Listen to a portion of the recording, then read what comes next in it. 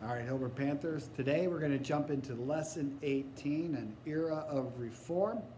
And we're going to go back to the mid 1800s.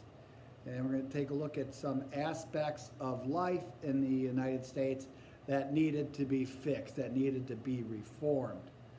Our learning targets today, we're going to be introduced to the following reform movements. We're going to take a look at prison reform and the treatment of the mentally ill. We're going to take a look at public education and also abolition, the movement to end slavery, as well as women's rights. So let's get into the prison reform. And if we're going to talk about prison reform, we're going to talk about a woman named Dorothea Dix. Dorothea Dix fought for prison reform. She saw what the prisons were like, and it wasn't pretty. People were grouped together in these prisons. You had the mentally ill put in there. You had violent criminals put there. Debtors, people who owed money, were put in there. These weren't violent people, but they're put with violent criminals. And even children were placed in the same facilities as all of the people that I just mentioned. And when Dorothea Dix saw that, she said, we got to reform this. And so that's what she set out to do. So, treatment of the mentally ill. They were put away and they were pretty much forgotten about. If they misbehaved, they were punished. And we know today that it's not their fault. What they need is treatment, not punishment. And that's what Dorothea Dix wanted to change. In Massachusetts, you had one asylum for the mentally ill, just one in the entire state, and only the wealthy could afford it. So people were mistreated. They were not given proper treatment. They were just punished. And they were pretty much left there on their own. And so Dorothea Dix worked on that. Because of her efforts, lawmakers started creating public asylums for the mentally ill. And it's not only in Massachusetts, but it spread to other states as well. And by 1887, so this wasn't something that happened overnight, took a long period of time, but by 1887, debtors were no longer put in prison. I never did understand that. If someone owes money, you put them in jail, how can they make money to get their way out of jail? They put special justice systems for children in trouble. And then all those cruel punishments, they got rid of those. All right? So because of Dorothea Dix, the prison reform and the treatment of the mentally ill was improved. Now let's take a look at education reform. At one point in the United States, children did not have to go to school. Many of them worked on farms. Their job was working on the farms. In the cities, they didn't go to school, but they ran around all day. All right, crime was a problem. And then a gentleman by the name of Horace Mann came along. And Horace Mann is known as the father of American public schools. And before he came along to try and change the education system, only wealthy families really could afford to send their children away to schools, or they could afford to bring in private tutors, which would come right into the house. The poorer families, education wasn't an option really. On the frontier, many didn't attend. As I said, these were farmers. They needed to work on the farm, and there's lots of things to do there, and so they weren't able to attend school. In some cases, they would go to school for parts of the year, but then when it came time to harvest the crops, they weren't in school.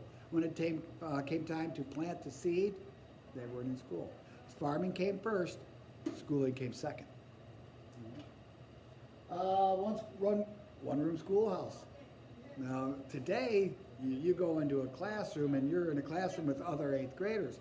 Back then, however, you could have a one-room schoolhouse that could cover grades 1 through 12. And one teacher taking care of all of that. And as I mentioned, the school schedule was based on the farming schedule. In the cities, I told you, crime was a problem. Kids They had nothing to do but run around all day and cause trouble. So we needed to set up a public school system. New York did it in the year of 1820.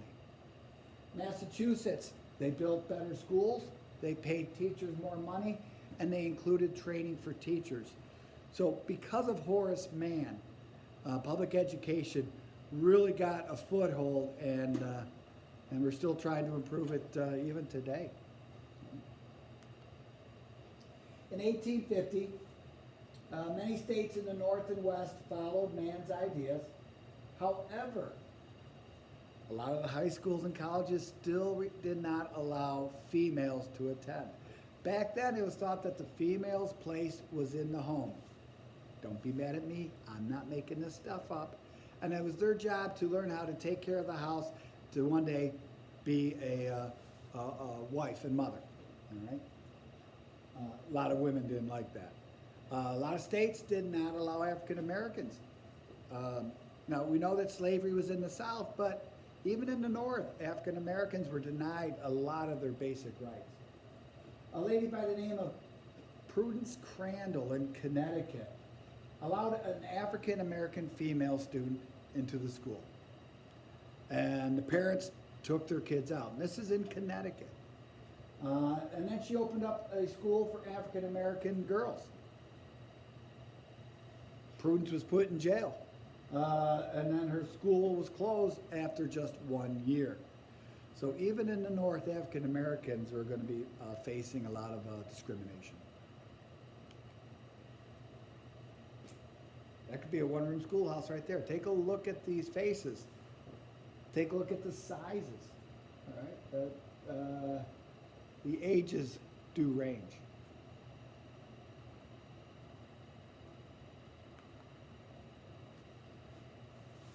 Third reform movement I want to talk about today is the movement to end slavery. It's called abolition. And in the mid-1800s, people in the North wanted to end slavery. Slavery was located in the southern states. And slaves did all the work on the plantations. But once they were done picking the cotton, that cotton in many instances was sent up north to the textile mills. So North did benefit from slavery, but we wanted to end it. Abolitionists were not well liked in the South. Southerners didn't want to hear how slavery needed to end. But it became a growing movement, and it goes all the way up until the beginning of the Civil War. So the slave trade ended in 1808. And what I mean by that is we stopped bringing slaves over from Africa in 1808. Slavery only grew from there. All right, they had babies, and more slaves were produced. And the ships that brought them over during the slave trade were from New England. They brought the slaves over. The slaves were usually brought to the Caribbean, and then they made their way up to the United States, where we would have slave auctions. And New England did have the textile mills, and they took that cotton, they turned it into cloth, and then that cloth would be put on trading ships and sold around the world. Two of your more famous abolitionists, William Lloyd Garrison published an abolitionist newspaper called The Liberator. He was from Boston. He wanted to end slavery immediately. End it immediately, make the slaves full citizens. And he was not to be denied. His printing press was destroyed. His house was burned. He faced a lot of bad times because of his views on slavery. And then you have Frederick Douglass. Frederick Douglass was a former slave. And a lot of people said, oh, he couldn't have been a slave. He spoke so well and carried himself so well. But he also had an abolitionist newspaper. It was called the North Star.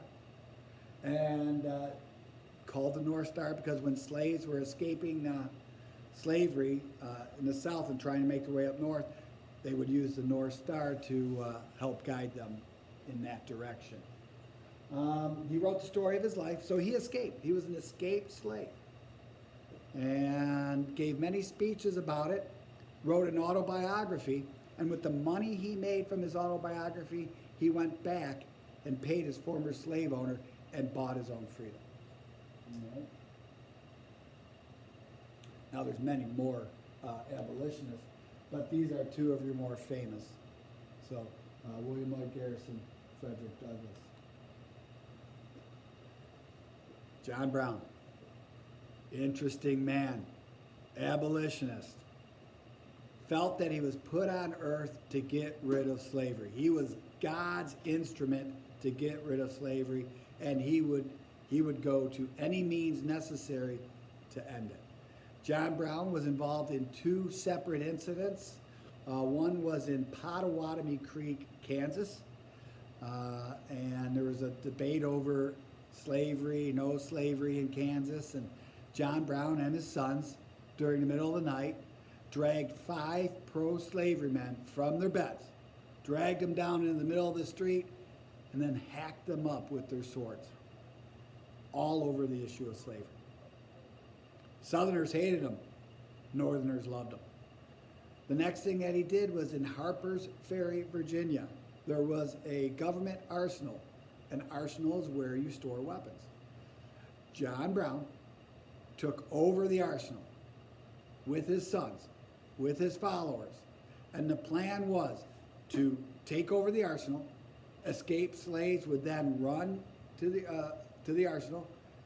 He would hand them weapons, and then together they would all go out down south and and free all the slaves.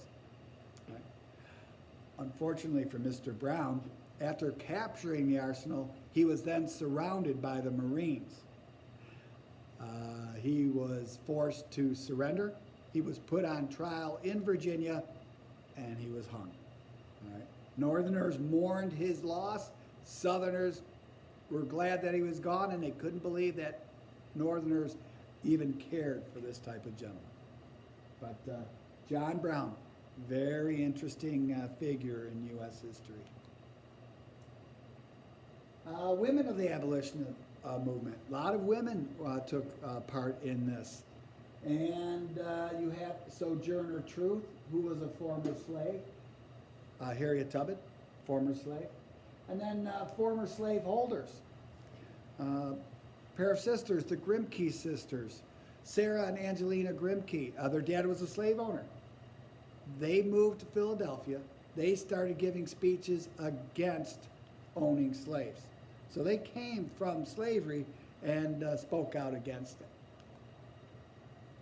There's Angelina and Sarah. And as I just mentioned to you, they grew up in the South and then they moved to Philadelphia, started giving speeches, speaking out against slavery. Then you got Sojourner Truth. And Sojourner Truth was a former slave, famous for Ain't I a Woman speech. And what's going to happen is you're going to see a lot of these people, as they get involved in the abolition movement, the movement to end slavery, they're going to find out that, guess what? Women don't have a lot of rights either. So not only were a lot of abolitionists involved in the movement to end slavery, but they also became involved in the women's rights movement. And women were treated like second-class citizens. Very hard back in the mid-1800s for a woman to get a divorce. What could women not do? They could not run for political office. Their husbands or their fathers controlled their money. Many women did not work outside the house. If they did, they earned low wages. And if they did, that money went to their husband or their father. Husbands could discipline a wife any way they saw fit. Could they beat them? Yeah. Could the women do anything about it? Not really. They couldn't divorce them. They could run away. If they run away, the husband still gets to keep all the property, the money, and the children. Right? So women were treated as second-class citizens. Elizabeth Cady Stanton's going to come along. Lucretia Mott is going to come along. All right. Now, Elizabeth Cady Stanton, her dad was a judge. She heard many instances of women coming to see her dad, complaining about what their husbands were doing them, and the fact that there was very little legal remedies that they could turn to. Lucretia Mott was an abolitionist. She gave speeches against slavery, and then she's going to be one of the leading people in the women's rights movement. So in 1840, the World Anti-Slavery Convention is being held in London, England. And the abolitionists from the United States, excited, they're going to go. The women, they went, they were excited, they're going to give speeches. When they get there, the women find out they're not allowed to take part. If they want to, they can sit behind a curtain on stage. No one's going to see them, but they can sit there, they can listen. So they go all the way to London just to find out that they could not take part. And that is the beginning of the women's rights movement. 8 years later, took 8 years for this planning to get finished, but in Seneca Falls, New York, they are going to hold the first women's rights convention. And they modeled their Declaration of Sentiments. They drew up this platform, and they modeled it after the Declaration of Independence. They said all men and women are created equal. And then they listed ways that women had been disenfranchised, that they'd not been taken care of. Women could not vote. They could not own property. They could not practice medicine. They could not practice law. And they did not agree with that. And so they started a women's rights movement. And as part of that women's rights convention in Seneca Falls, they came up with a real controversial issue. Should women be able to vote? And a lot of the women said, oh, no, that's asking for too much. Let's not go there. But there was a debate, and Frederick Douglass took part in this debate. And Frederick Douglass said, listen, if we're fighting to free black men so that they can vote, well, if that's going to happen, then we're going to let black women vote as well. And if we're letting that happen, all women should be able to vote. And so after that, they took a vote on it, and the convention barely passed a recommendation that women be allowed to vote. So the legacy of Seneca Falls. What do we remember about Seneca Falls? It created an organized women's rights campaign. In New York, the women received better property rights, better wages. In Massachusetts and Indiana, they better divorce laws, made it easier for women to get divorced if they were in an abusive relationship. Unfortunately for all these women that fought for the women's rights movement, women did not get the right to vote until 1920. And almost every single woman that was involved had already passed away before then. There was one woman who was in the women's rights movement. Her name was Charlotte Woodward. She got to vote for president in the election of 1920. So that's it. That's our women's rights movement right there. And so once again, you're going to see some quizzes. You're going to see a study guide. Read the book. Got to read the book. Textbooks are there to help you. If you have any questions, let me know. Glad to help you. Thank you.